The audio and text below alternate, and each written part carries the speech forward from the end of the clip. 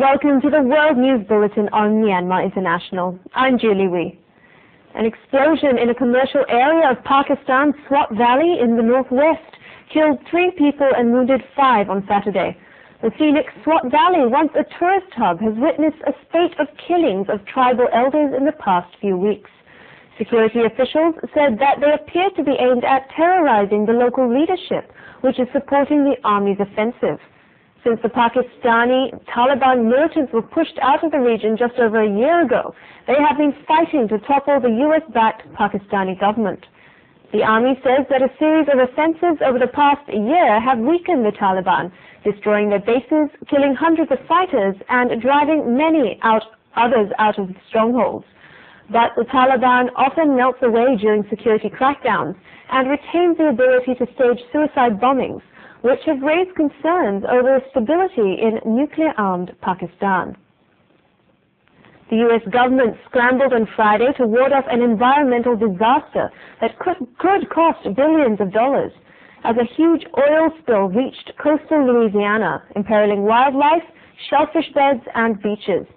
With crude oil pouring out at a rate of up to 5,000 barrels a day, the Obama administration is putting pressure on BP, the majority owner of the blown-out well, to do more to stem the flow and contain the spreading slick. The accident has forced Obama to put on hold politically sensitive plans to expand offshore U.S. oil drilling, which he unveiled last month partly to try to win Republican support for climate change legislation. Meanwhile, hundreds of fishermen have volunteered to protect the coast. The fishermen, who stand to face hardships due to an immediate loss of income caused by the spill, attended a crash course on how to avoid oil poisoning during the cleanup.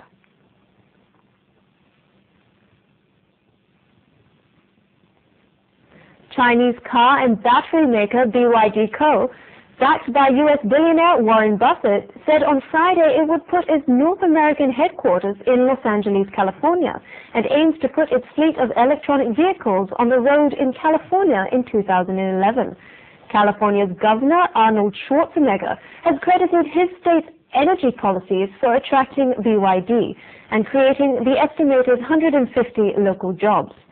Speaking at an event at Los Angeles City Hall celebrating the announcement, Governor Schwarzenegger touted his state's environmental record while issuing a warning of sorts to major oil companies.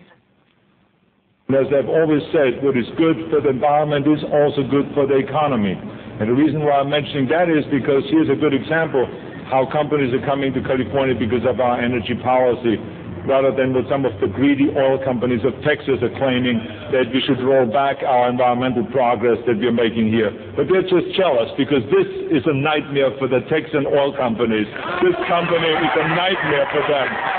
On Saturday, the opening day of the Shanghai World Expo, thousands of people queued to enter the multi-billion-dollar expo site in front of the towering China Pavilion.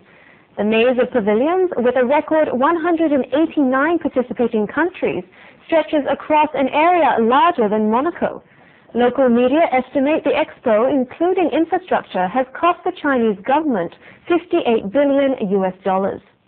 The first World Fair was held in London's Hyde Park in 1851, in the landmark Crystal Palace, which was later destroyed in a fire. And the 1889 Paris Expo saw the creation of the Eiffel Tower.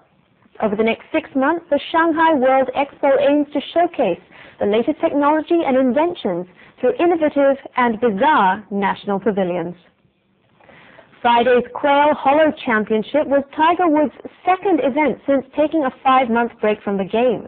And for only the 6th time as a professional, he missed the cut after a woeful second round of 79.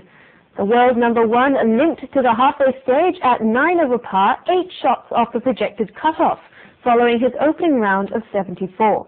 As Woods struggled, many of his main rivals, including U.S. Masters champion Phil Mickelson, ripped up the course on a perfect spring day. With a handful of players still to finish their rounds, Mickelson was tied for third with J.P. Hayes, who fired a record-equaling 64, and Dustin Johnson, who shot a 65.